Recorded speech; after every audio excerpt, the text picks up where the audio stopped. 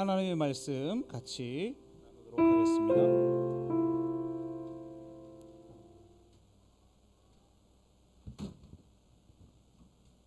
네, 오늘 우리에게 주시는 주님의 말씀은 누가복음 1장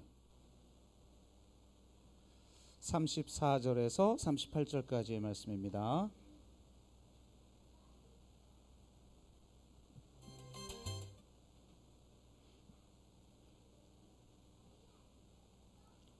네, 함께 읽을까요? 누가복음 1장 34절에서 38절까지의 말씀입니다. 같이 읽습니다. 마리아가 천사에게 말하되 나는 남자를 알지 못하니 어찌 이 일이 있으리이까? 천사가 대답하여 이르되 성령이 내게 임하시고 지극히 높으신 이의 능력이 너를 덮으시리니 이러므로 나실 바 거룩한 이는 하나님의 아들이라 일컬어지리라. 보라, 내 친족 엘리사벳도 늙어서 아들을 배었느니라. 본래 임신하지 못한다고 알려진 이가 이미 6달이 되었나니 대저 하나님의 모든 말씀은 능하지 못하심이 없느니라. 마리아가 이르되 주의 여종이오니 말씀대로 내게 이루어지이다 하매 천사가 떠나가니라. 아멘. 네, 이전에 한번 좀 나눴던 말씀을 다시 한번 좀 되새기는 시간이 되었으면 좋겠습니다. 살다 보면 하나님이 정말 계신가? 이런 생각이 들 때가 있죠. 하나님은 계시지 않을 거야 라고 말할 수밖에 없는 삶의 경험들도 존재합니다. 그 중에 아마도 하나님이 계신다고 할 수 없다고밖에 할 수 없는 그런 장소를 꼽으라고 한다면 죽음의 수용소이겠죠. 실제로 죽음의 수용소를 경험한 많은 사람들이 신앙을 버리게 되었습니다. 물론 살아남은 사람들에 관한 이야기죠. 하나님은 도대체 어디 계신가? 신이 존재한다면 어떻게 이런 일이 발생할 수 있는가? 만약 하나님이 계신데도 이런 일이 발생했다면 둘 중에 하나다. 신이 악하거나 무능하거나. 악하거나 무능한 존재가 신일 리 없다. 그러니 신은 존재하지 않는다. 이게 죽음의 수용소를 경험한 사람들의 결론이었습니다. 그런데 놀랍게도 이런 무신성의 자리 한가운데에서도 신앙을 지킨 사람들이 있어요. 그래서 제가 전에 이 에티 힐레숨이라고 하는 여성의 이야기를 소개한 적이 있는데요. 그녀가 굉장히 놀라운 고백을 합니다. 그녀는 수용소에서 동포들의 무력함, 그들의 괴로움과 절망을 목격했지만 자기가 해야 할 일은 비통에 빠져 신에 대한 믿음을 저버리는 것이 아니라 신을 보살피고 돌보는 것임을 깨닫습니다.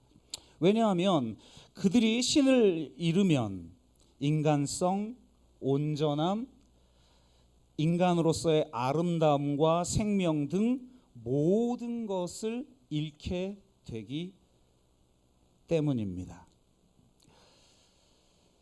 그리하여 이 에티 힐레숨은 그 죽음의 수용소 한가운데에서 신을 돕기로 결단합니다. 그러면서 그가 이렇게 기도를 하는데요. 한번 들어보세요. 한 가지는 점점 명확해지고 있습니다. 즉, 지금 당신은 우리를 도울 수 없다는 것. 여러분, 600만이나 수용소에서 학살을 당했는데 신에게 도와달라고 아무리 부르짖어도 돕지 않았죠. 그러니까 너무 명확한 거예요. 정말 명확한 것. 그것은 지금 당신이 우리를 도울 수 없다는 것. 그리고 우리가 당신을 도와야만 한다는 것입니다. 그것이 지금 우리가 해낼 수 있는 모든 것이고 또 정말 중요한 것입니다. 신이여, 당신이 우리의 환경과 생명에 대해 할 수 있는 일은 별로 없는 것 같습니다. 나는 당신에게 책임을 묻지도 않습니다. 당신은 우리를 도울 수 없지만 우리가 당신을 도와야 하며 우리 속에 당신이 계시는 곳을 끝까지 지켜야만 합니다. 이렇게 기도를 했어요. 저는 이 기도를 들으면서 이것이야말로 기독교의 신비를 보여주는 것 아닌가? 세상 모든 사람, 신을 믿거나 믿지 않거나 모든 사람들이 하나님은 강한 하나님이요 일시에 우리를 구원해내고 우리를 고난으로부터 벗어나게 하며 우리를 행복하게 만들 수 있는 그런 강력한 신을 믿는데, 놀랍게도 기독교는 약한 하나님을 증거하고 있다는 겁니다. 천지를 창조하신 하나님이 무력한 아기 예수로 이 땅에 오셨습니다. 신이 아기의 모습으로 오다니요. 아기란 어떤 존재입니까? 철저히 무기력한 존재 아닙니까? 타인의 도움을 필요로 하는 전적으로 의존적인 존재가 악입니다. 우리의 보살핌을 필요로 하는 존재로 이 땅에 오신 하나님, 이것이 아기 예수의 탄생이 의미하는 바가 아니겠습니까? 십자가에 달려 죽을 수도 있는 신, 아기처럼 가장 연약한 자의 모습으로 오는 신, 우리가 돌보지 않으면 안 되는 존재로까지 낮아지신 신, 그런 신을 자기 안에 모신 사람은 자기 안에 가장 선하고 아름다운 신을 모시고 있기 때문에 세상이 아무리 불의하고 부조리해도 삶이 아름답고 선하다고 고백할 수 있으며 지극히 작은 것에도 감사할 수 있고 자신을 공격하는 자에게까지 연민의 마음을 품고 무신성의 자리 한가운데에서도 도리어 신을 도우려고 합니다. 예수님이 이 땅에 오실 수 있었던 건 바로 이런 사람들 때문이었습니다. 여러분, 마리아의 순종이 없었다면 과연 예수님이 이 땅에 오실 수 있었겠습니까? 나는 남자를 알지 못하는데 어찌 그런 일이 있을 수 있습니까? 성령으로 잉태하게 될 거야. 안 됩니다. 이 시대에는 처녀가 잉태하면 돌로 쳐 죽여도 되는 시대였어요. 그런 시대에 주님 말씀대로 이루어지겠나이다 라는 고백을 할 수 있는 사람이 마리아예요. 바로 이런 마리아 같은 사람들을 통해 하나님의 구원이 이 땅 가운데 이루어집니다. 지금 이 세상 한가운데에서도 도대체 하나님은 계신가? 라고 말할 수밖에 없는 그런 형편에 처한 수많은 사람들이 있어요.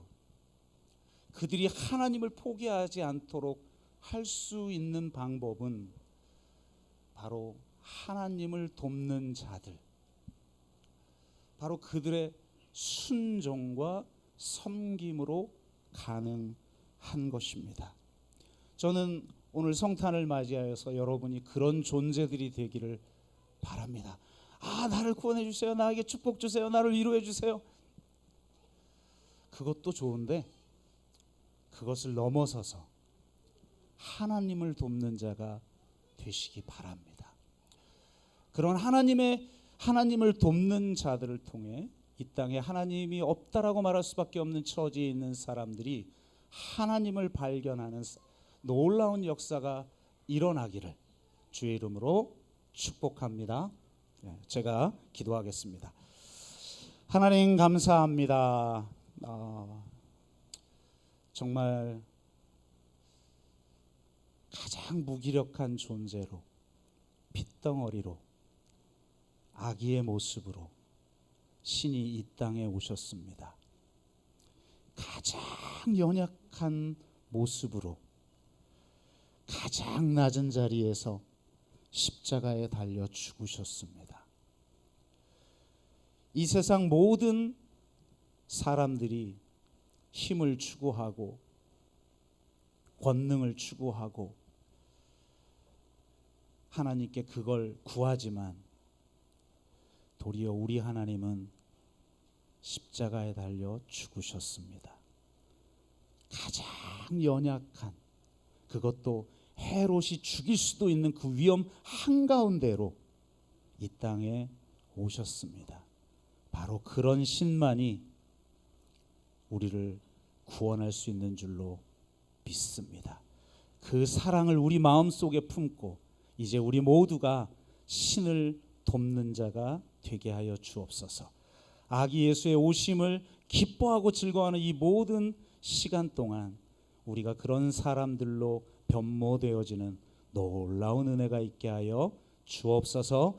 오늘 이 시간 정말 주의 오심을 축하하기 위해 준비한 모든 순서 가운데 함께해 주셔서 저희의 기쁨을 받아주시고 그 기쁨이 승화되어 주님을 돕는 자로 더욱더 우리의 삶을 살아갈 수 있는 우리 모두가 되게 하여 주옵소서. 감사드리며 예수 그리스도의 이름으로 기도드립니다. 아멘.